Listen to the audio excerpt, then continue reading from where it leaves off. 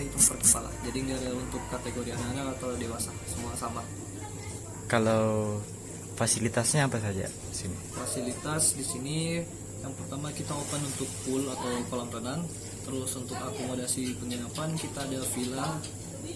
Terus untuk view sendiri kita ada menyediakan view pemandangan sama ada beberapa spot foto buatan. Oh, ya. Ada restoran juga, ada kafetaria juga di sini. Kalau hari weekend biasanya kira-kira pengunjung berapa?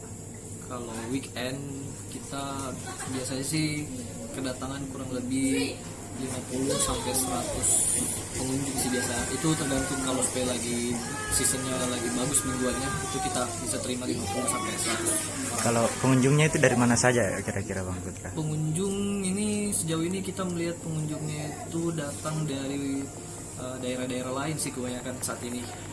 Dari daerah Luwu Utara, dari Luwu, Kabupaten Wajo juga biasa ada. Untuk masyarakat Palopo sendiri ada juga sih beberapa. Banyak juga dari luar daerah ya? Ya, kebanyakan luar.